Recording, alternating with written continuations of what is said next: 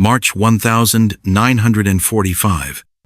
A prisoner of war camp in the American Midwest. The air is still cold in the mornings. Frost clings to the ground. Boots scrape gravel as women step out of a wooden barracks and fall into line. They have been told to expect hunger. Slow hunger. Punishment, measured in smaller portions. They move toward the mess hall with their eyes down, hands already prepared to receive less. Inside, the smell does not match the warning. Warm bread. Boiled coffee. Steam rising from metal trays. A woman reaches the counter. She is given food, enough to fill the tray. She steps aside. Then a voice behind the counter speaks again. More? She does not answer. She waits for the mistake to be corrected. It isn't. Why were enemies treated like people? What happened next would repeat itself until it became impossible to ignore. They had learned hunger long before capture. Not as an emergency, but as routine. By late 1944, food in Germany was measured, stretched, replaced. Bread cut thinner, soup watered down, meals planned around absence. For women in uniform, the rules were stricter. Eat quickly. Do not complain. Do not ask for more. Hunger was discipline. Radio broadcasts said the enemy would make it worse. Americans were described as careless, wasteful, cruel. Prisoners would be worked hard and fed just enough to stand.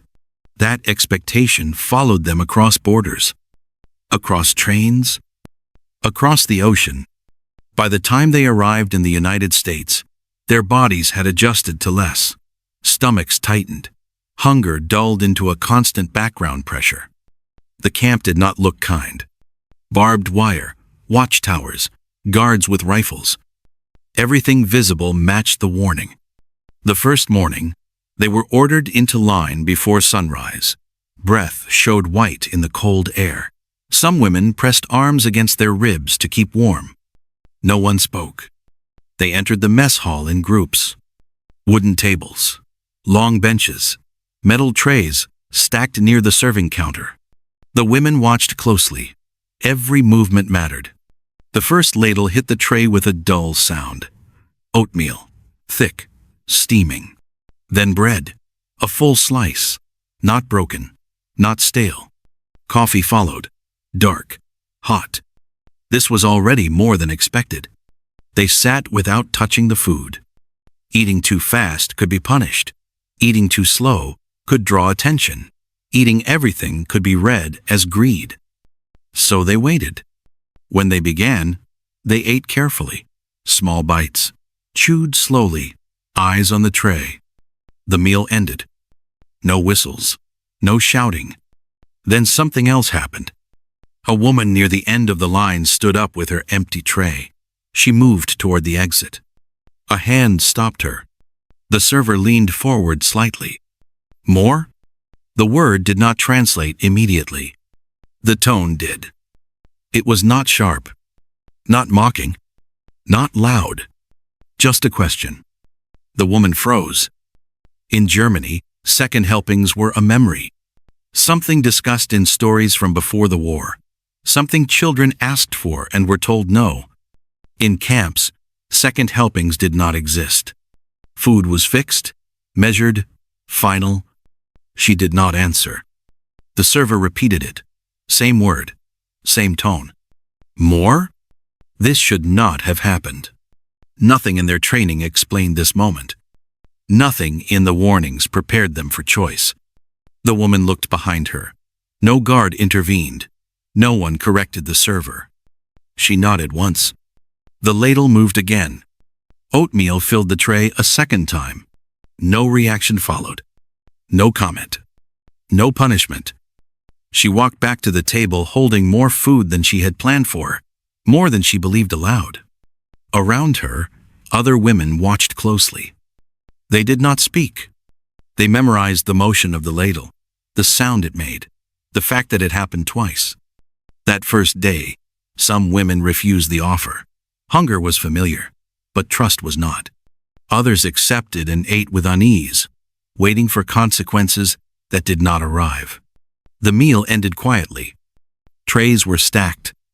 The women returned to the barracks. No one mentioned it out loud. But the question remained. More? That night, hunger did not wake them the way it usually did. And that was unsettling. Because if this was real, then something they had been told for years was wrong. And the next morning, they lined up again, watching the trays, waiting to see if it would happen twice. The second morning did not feel like relief. It felt like a test.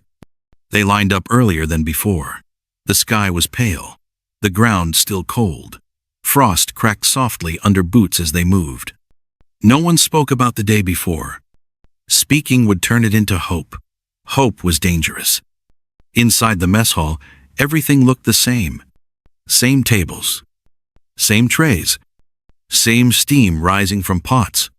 That, too, felt deliberate. Routine made things harder to reject. The women took their places, eyes forward, hands ready. The first serving came as expected. Oatmeal, bread, coffee. Enough to fill the tray. They sat. They ate. Slowly. Every bite measured. Not from hunger alone, but from caution. The body wanted speed. The mind resisted.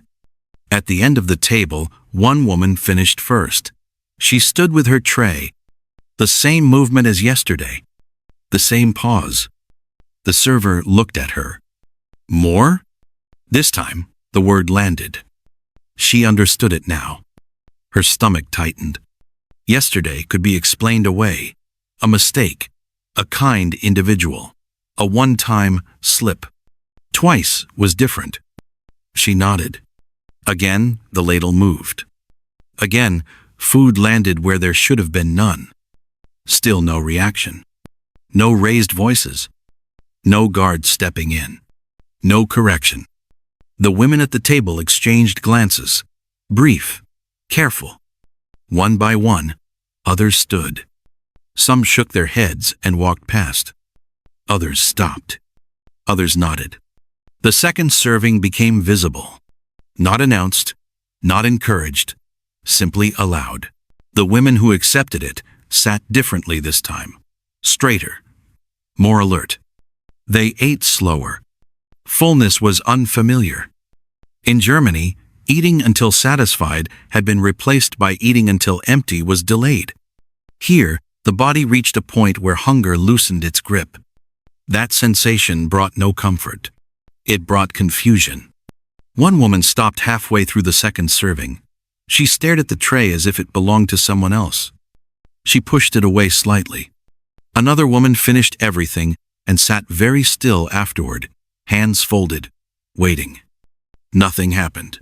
No punishment followed breakfast. Work detail came and went. Laundry, cleaning, carrying crates. Energy behaved differently. Movements felt heavier but steadier, less sharp, less urgent. At lunch, it happened again. Different food, beans, potatoes, meat. The smell filled the room before they entered. That alone felt wrong. Meat had been rare, often symbolic, thin slices saved for the sick.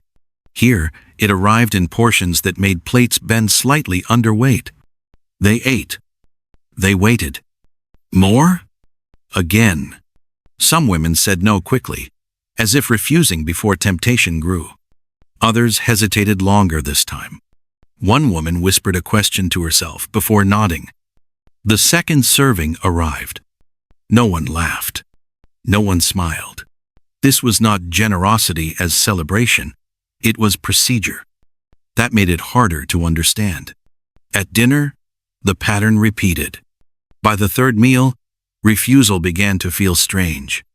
Not because hunger demanded more, but because nothing punished acceptance. The anchor of the day became the tray. How full it was. How heavy it felt. How long it took to empty. In the barracks that night, no one talked about guards or fences. They talked about portions. About the thickness of the bread.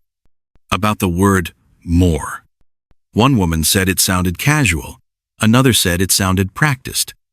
Someone suggested it might be temporary. extra food before hard labor. Someone else said nothing. Sleep came differently. The body, unused to fullness, woke several times, not from pain, but from warmth. That felt dangerous. The third day confirmed the pattern. Breakfast, lunch, dinner. Always enough.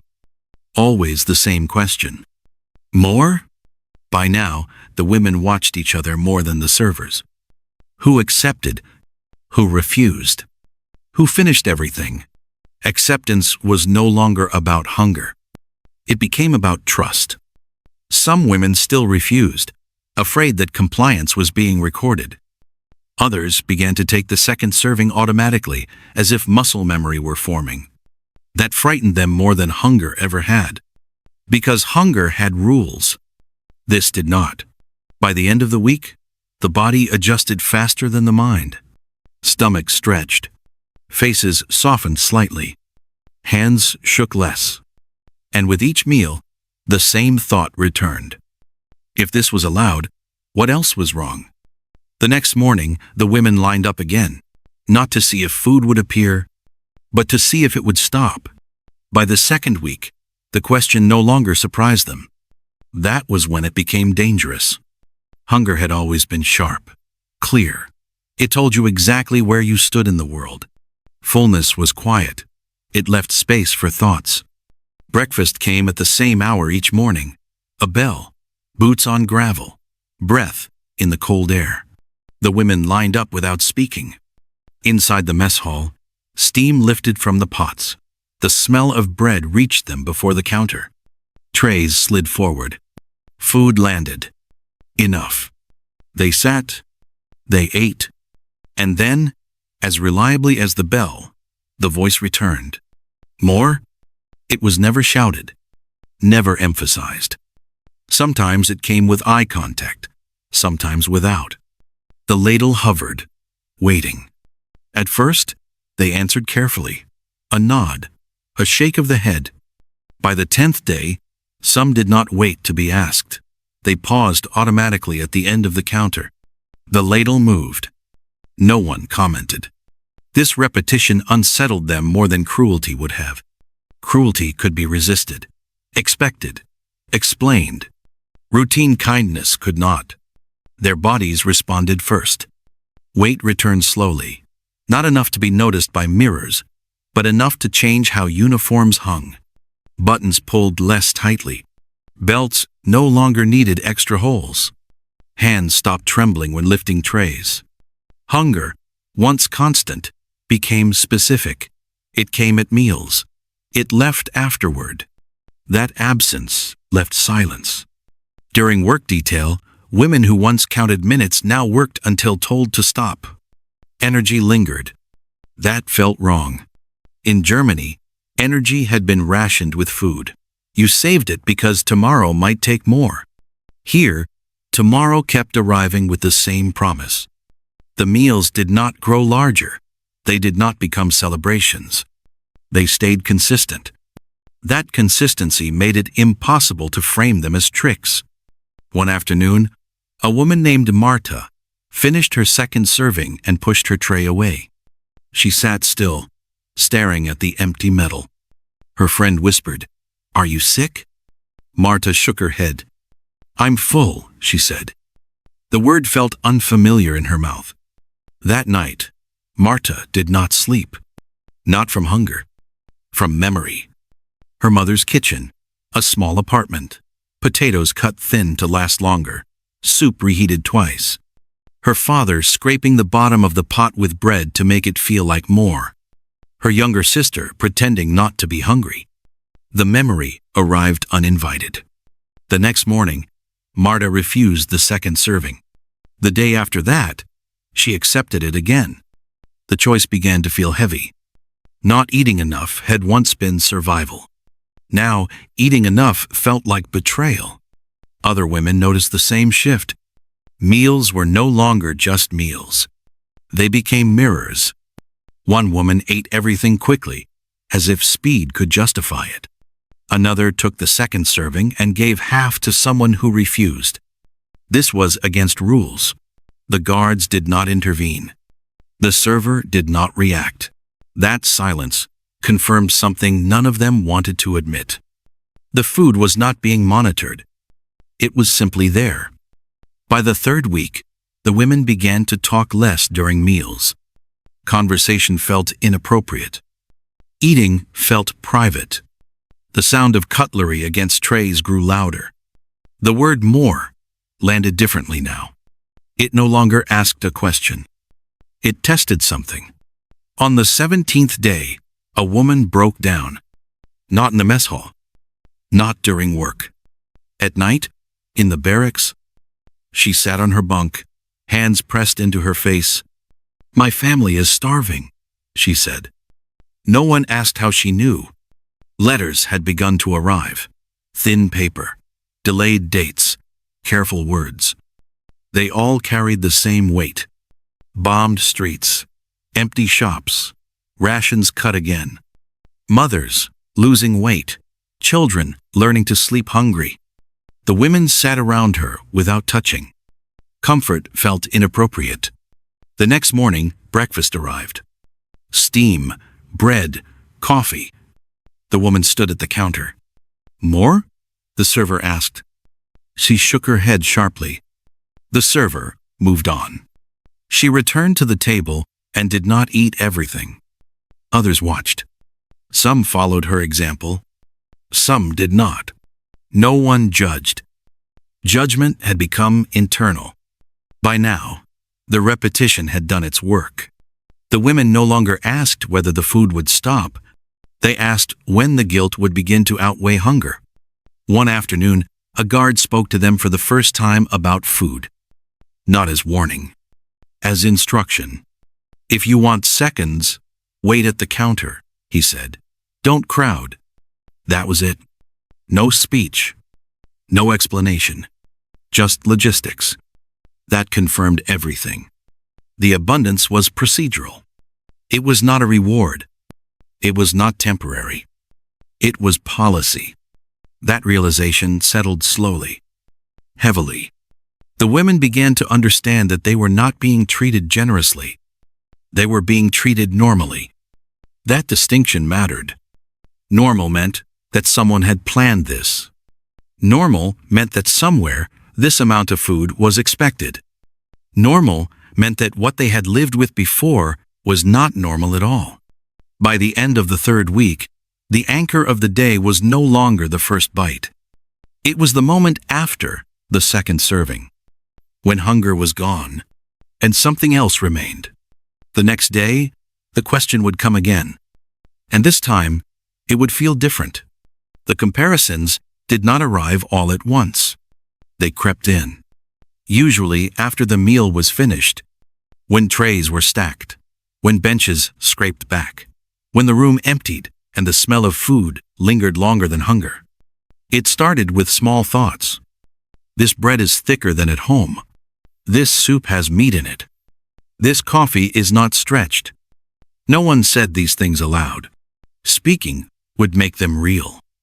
The women learned to keep their eyes on the table, on the grain of the wood, on the scratches in the metal trays, but memory does not need permission. One woman remembered standing in a German queue the winter before capture, snow melting into her shoes, waiting for bread that ran out before her turn. Another remembered trading a scarf for potatoes. The scarf had belonged to her mother. Another remembered soup made from peels, the water reused twice. Those memories arrived during the second serving. That was the worst part. The first serving could be justified. Prisoners had to be fed. The second had no excuse. At lunch one day, a woman named Elise pushed her tray away halfway through the second portion. Her hands shook. "I can't," she whispered. Her friend did not ask why. She slid her own tray closer and took the remaining bread without comment. They did not look at each other. Sharing felt safer than refusing. The body accepted fullness faster than the mind. Muscles recovered. Faces softened. Menstrual cycles returned for some. That brought relief. And shame. Because relief meant survival. And survival, here, felt unearned. Letters made the contrast sharper. They came irregularly, sometimes 2 in a week, sometimes none for a month. Thin paper, tight handwriting, careful phrasing. My sister lost weight again. The ration card was cut. We boil water to make it feel like soup. The women folded the letters and hid them under mattresses. They did not bring them to meals. But the words came anyway. When the server asked, "More?" some women heard something else. "Is this right? Is this fair? Who deserves this?" One afternoon, a woman refused the second serving for 3 days in a row. On the 4th day, she collapsed during work detail. Not dramatically, just quietly. The guard helped her up. The medic checked her pulse. "You need to eat," he said. It was instruction, not concern. That night, she accepted the second serving again. The body won that argument. Others noticed. They learned that refusing food did not punish anyone but themselves. That did not make acceptance easier. By now, the mess hall had become a place of calculation. Not how much food there was, but what it meant to take it. Some women began to eat more slowly, stretching the second serving, making it last. As if duration could reduce guilt. Others ate quickly, as if speed could make it disappear. The server's voice remained unchanged. More? Always the same. No emphasis. No judgment. That neutrality sharpened the contrast. In Germany, food had been political, controlled, discussed, weaponized. Here, it was procedural. That difference unsettled them. One evening, after dinner, a woman whispered, "Do you think they know?" "Know what?" someone asked. "That our families are starving." No one answered. The next day, a guard brought a crate of apples into the mess hall. They were placed on a side table. "Take one," he said. No explanation. The apples were cold, firm, shiny. Fruit had become rare long before capture. The women took them carefully. Some hid them in pockets. Some ate them immediately, juice running down their wrists. One woman bit into hers and stopped chewing. She stared at the wall. "My brother used to climb trees for these," she said. No one replied. The apple disappeared slowly. By the 4th week, the women understood something they had not expected. Abundance did not feel generous. It felt heavy. It followed them back to the barracks. It sat with them at night. It showed up in dreams. Dreams of tables they could not leave. Plates that refilled themselves. Hands reaching from the other side of the table, asking for food that could not be passed. The second serving had become a mirror. It showed them not only what they had been denied before, but what others were still missing. That awareness changed posture. Conversations shortened. Laughter faded. The women still lined up, still ate, still heard the question, "More?" Now it landed like a weight placed gently, deliberately, into their hands. And they had to decide, every time, whether to carry it. The next meal would force that decision again. The realization did not arrive as a sentence. It arrived as silence. It came after the second serving, when the tray was empty, and the body no longer asked for anything. That was when the mind began to move. No one announced it. No guard explained it. No officer gathered them to speak. The women simply began to understand. The food was not special. It was standard. This was how the camp functioned. This was how meals were planned. This was how much food existed here. The abundance was not aimed at them. It existed regardless of them. That distinction settled slowly. One morning, a woman dropped her spoon. It clattered loudly against the floor. She froze, expecting reaction. None came. A guard picked it up, rinsed it, handed it back. "Here," he said. That was all. The moment passed. The woman stared at the spoon in her hand longer than necessary. She had expected anger, or accusation, or punishment. Instead, there was procedure. That pattern repeated everywhere. Food, work, medical care. Everything followed rules. Rules that did not bend based on who they were. That was the realization. They were not being treated kindly. They were being treated normally. And that normal had never existed in their world before. The second serving became the clearest example. It arrived without ceremony. It was offered to everyone. It did not require gratitude. It did not require explanation. You either took it or you didn't. Nothing followed either choice. That was the part that undid them. In Germany, every bite had meaning.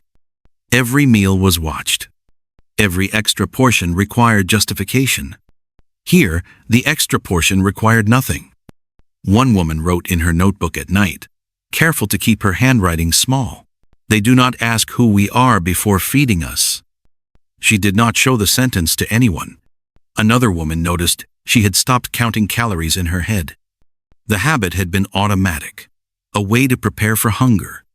When it disappeared, she felt unmoored, as if she had lost a skill she no longer needed but did not know how to set aside. Letters from home continued. They were harder to read now. Not because they were worse, but because the contrast was sharper. My mother fainted waiting for bread. We boil nettles. The children sleep early to forget. Those sentences collided with full trays, with bread left unfinished, with the question, more? One afternoon, a woman refused the second serving and left the mess hall early. She sat outside on the steps, hands in her lap. A guard passed by and paused.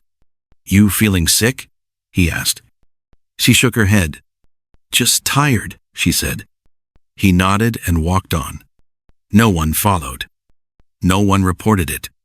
That, too, was part of the realization. They were not being monitored as enemies. They were being managed as people. By now, the women had stopped discussing whether the food would end. They discussed what it meant that it did not. Some believed the Americans were showing off. Others believed it was guilt. Most stopped speculating. Speculation required energy. Understanding did not. The understanding was simple. There was enough here. Enough food. Enough structure. Enough order. Enough to extend even to those behind wire. That knowledge changed how they carried themselves. Shoulders relaxed. Eyes lifted slightly. Not in comfort. In clarity. The second serving became something else. Not a test. Not a gift. A fact. One evening, as trays were cleared, a woman noticed bread left untouched on a table. She stared at it. No one rushed to claim it. No guard intervened. Eventually, a worker gathered it and carried it away. Not hidden, not punished, just removed. That moment settled something inside her. Waste existed here. Not because people were careless, but because there was enough to allow it. That thought stayed with her long after the lights went out.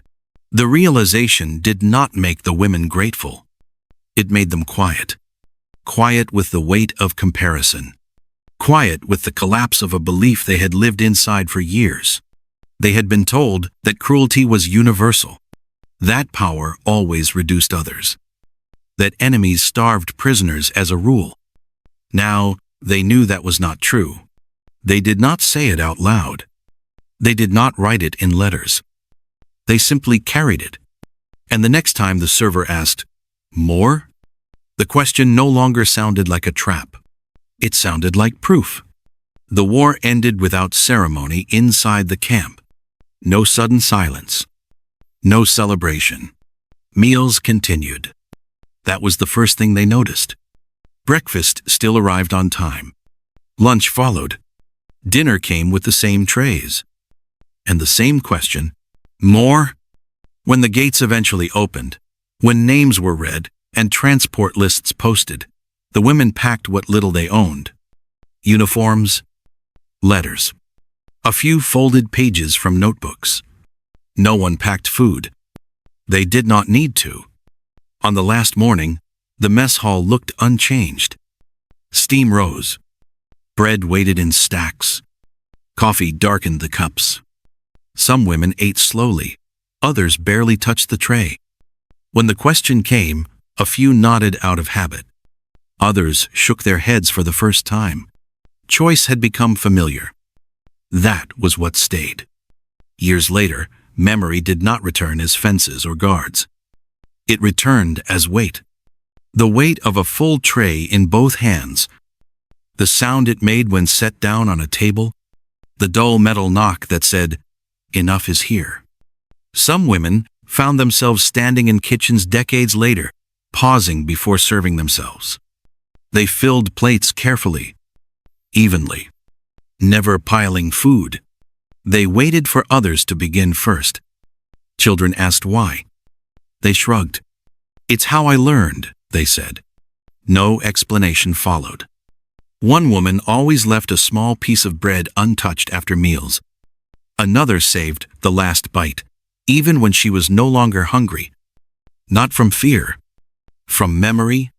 When asked about captivity, they spoke of work, of routines, of cold winters and long days. Few mentioned food, because saying we were allowed to eat until full sounded wrong. Because fullness, in the middle of war, felt like an accusation. And yet, privately, that was the moment that lasted. Not the first serving, the second, the moment when hunger loosened and nothing replaced it. No demand, no condition, no explanation. Just a question. More? One woman returned to America many years later. Older, slower. In a diner, the waitress set down a plate.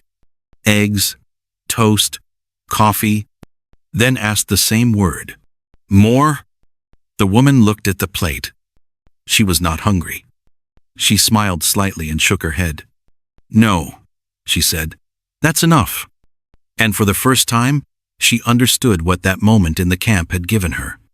Not comfort, not forgiveness, but proof.